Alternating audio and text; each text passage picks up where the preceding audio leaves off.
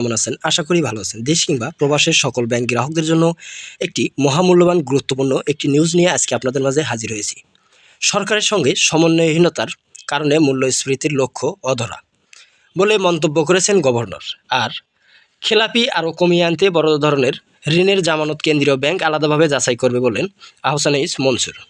প্রিয় দর্শক, আমাদের এই কষ্টার্জিত টাকার অবসান কবে ঘটবে, আমরা কবে আমাদের আমানতের টাকা ফেরত পাবো, এই নিয়ে আজকের গুরুত্বপূর্ণ নিউজটি।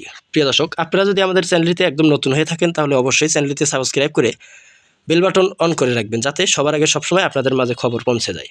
ধৈর্য সহকারে পুরো ভিডিওটি দেখার অনুরোধ করছি। সরকারের সঙ্গে সমন্বয় বা হওয়ার মূল্যস্ফীতি নিয়ন্ত্রণের লক্ষ্য অর্জন করা যাচ্ছে না বলে মন্তব্য করেছেন বাংলাদেশ ব্যাংকের গভর্নর আহসানিস মনসুর। তার মধ্যেই লক্ষ্য অর্জন করতে হলে মুদ্রানীতির সঙ্গে রাজস্ব নীতির সমন্বয় হওয়াটা জরুরি। সোমবার কেন্দ্রীয় ব্যাংকে জানুয়ারি-জুন সময়ের মুদ্রানীতি ঘোষণার পর এমন পর্যবেক্ষণ তুলে ধরেন গভর্নর। মূল্যস্ফীতি নিয়ন্ত্রণের কৌশল মাথায় রেখে আগের ধারা অনুসরণ করে আবারও বছরের প্রথম 6 মাসের মুদ্রানীতি ঘোষণা করে বাংলাদেশ ব্যাংক, যেখানে নীতি সুদ হার আগের মতো 10% রাখা হয়েছে। দেশের সর্বশেষ 3 মাসে সাধারণ মূল্যস্ফীতির প্রবণতা ছিল ঊর্ধ্বমুখী। জাতীয় সংসদ নির্বাচনের প্রভাবে চলতি বছরের ফেব্রুয়ারি ও রোজার কারণে মার্চ মাসেও মূল্যস্ফীতি কমার সম্ভাবনা দেখাচ্ছেন না অর্থনীতিবিদরা। এমন প্রেক্ষাপটে নতুন মুদ্রানীতি সফল হবে কিনা জানতে চাইলে গভর্নর সংবাদ সম্মেলনে বলেন, মুদ্রানীতির শুধু মূল্যস্ফীতি ছাড়া বাকি শুধু কিছু অর্জন হয়েছে। মূল্যস্ফীতি ছাড়া বাকি সবগুলোতেই কিছু পারফরমেন্স আমি বলবো যে আমাদের প্রত্যাশা অনুযায়ী হয়েছে।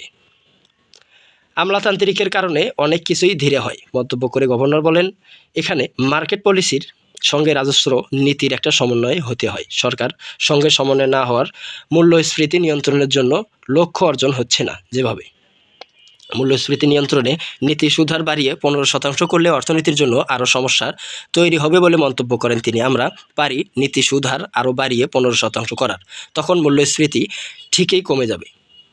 এটা আমরা পারছি না, কারণ অর্থনীতিতে চলে সার্বিক দিক বিবেচনা নিয়ে। তখন অর্থনীতির সব কিছুই উচ্চ দামের হয়ে যাবে।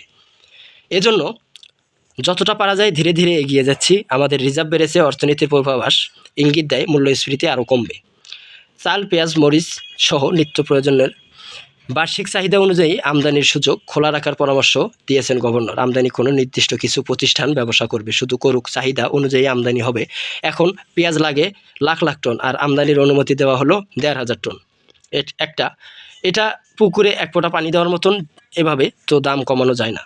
কৃষি মন্ত্রণালয় সহ সরকারের অন্যান্য মন্ত্রণালয়ের জন্য এসব বিষয়ে সমন্বয়ের পরামর্শ দেন তিনি। বেসরকারি খাতে ঋণ প্রবাহ কমে গত ডিসেম্বরে প্রবৃদ্ধি ছিল 6.10%, লক্ষ্যমাত্রা ছিল 7.2%। নতুন মুদ্রানীতিতে বেসরকারি খাতে ঋণ প্রবাহের প্রকালন ধরা হয় 8.5%। ঋণ প্রবৃদ্ধির লক্ষ্যমাত্রা পূরণ না হওয়ার বিষয়ে আহসানিস মনসুর বলেন, আমাদের ক্রেডিট তো বেড়েছে, সমস্যা হচ্ছে সরকার একটু বেশি নিয়েছে।